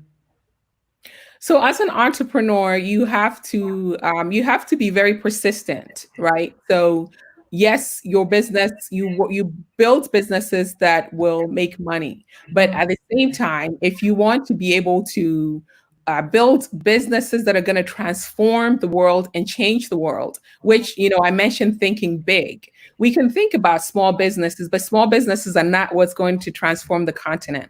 We have to have the Zuckerbergs. We have to create businesses the size of Facebook, Instagram, and we can do it. And in order to get to that, you have to be able to build an organization that, attracts and draws a lot of people, from investors to employees to all of that. And that's not an easy thing to do. It can be done, but it's not an easy thing to do. Wow. Thank you so much, sis, for joining us on tonight's show. You're such an inspiration. I'm going to be getting the headphones now that I know that I'm coming to see you tomorrow. I'm actually going to come and see you. I'm going to come and see you tomorrow, sis. But yeah, thank you so much. Thank you, and keep inspiring, keep doing amazing things, and keep putting Ghana on the map. We really appreciate you, and we get so excited when we hear your name being mentioned in different places. But God bless you, and I will speak to you soon. Thank you, and likewise. Thank you. Guys, I hope that you have enjoyed tonight's show. It's been absolutely amazing. I've been inspired by my females who have been speaking to us this evening. And it's just all about what? Problem solving, she says. You know, let's think outside the box. Let's think about what we can do. Thank you all for watching. I must say before I do go, make sure that you are subscribing to Vesta London Beauty Lip Glaze. Go on the website, grab one, you know, support another woman that's doing amazing things. Make sure that you go to Prodigy Foods, Cassie's Classics. She does shito, she does jollof seasoning, all-purpose seasoning for your food, your stews and everything. Again, is a young woman doing amazing things, and we are here to support. And then we have Ahima. She has got these Sankofa necklaces, and she gave me one, and it's absolutely stunning. If you go on the website and you enter Denta on there and buy a product, you get 30% off. Yes, 30%, guys, 30%. You can get 30% off. So make sure that you go on the website and do that. And for those of you who are watching that are really interested in investment back home, connecting with other Africans, please subscribe to ordanaconnect.com. All you have to do is just basically put in your details and tell us what you are looking for, whether it's, you know, investment opportunities, whether it's, you know, connecting with other Africans, whether it's partnership. And even if you wanted to invest in what Dr. Elsie was saying, she's got a lot of prototypes of innovative things that, you know, young people are producing at her university, but it's just funds that she's unable to get for them to support. And so, you know, go on Ordana Connect. If you also want to email me, you can email me at dentashow@gmail.com. Any questions? You know, if you want to invest in property, in agriculture, in technology, go on to Ordana Connect, and we will be able to direct you to the right people. We'll be able to, even if it's advice you want, even if you wanted to talk to Dr. Elsie about something, or Mary, we can be able to connect you to that. I hope that you have enjoyed tonight's show. We'll be back on Sunday at 5 p.m. Ghana time and 6 p.m. in the UK with more things to inspire you, more innovative things and more educative things to impact on your life. Thank you for sharing your Facebook link. If you haven't done already, you can still share it so somebody else can watch this program. Please share it right now. Share your Facebook link with somebody. Do a watch party and make sure that you click the subscribe button. If there's any questions that you want to ask me, like I said, you can ask me on here, or you can also email dentashow@gmail.com. But make sure that you go to ordananetwork.com, where any investment opportunities, any properties that you want to consider, any lands that you may want to buy in Ghana, you can do that. So we are here to assist you and to help you. So I know you love my necklace. Let me just put my necklace back up. Let me see. Oh, let me see if I can get it up so that you can see it well. But she's based in the UK and she's done amazingly well. And I really want you guys to support her. Make sure that you go on her website. Also, follow her on social media. It's Hima_jewelry. Grab your jewelry and support the cause. God bless you all. And I will see you on Sunday. Sunday is around the corner. So I'll see you on Sunday. Keep safe. Keep washing your hands. Keep wearing your mask. You know, keep social distancing. I know some of the borders are open in some places. I know that, you know, the people can have maybe in Ghana 100 people and so at different places at parties and stuff. But please, please, please make sure that you are keeping safe, because COVID-19 is still here. It's still around and we still must protect ourselves. So I will see you soon. Thank you so much for watching. Good night. Take care. God bless. Bye-bye.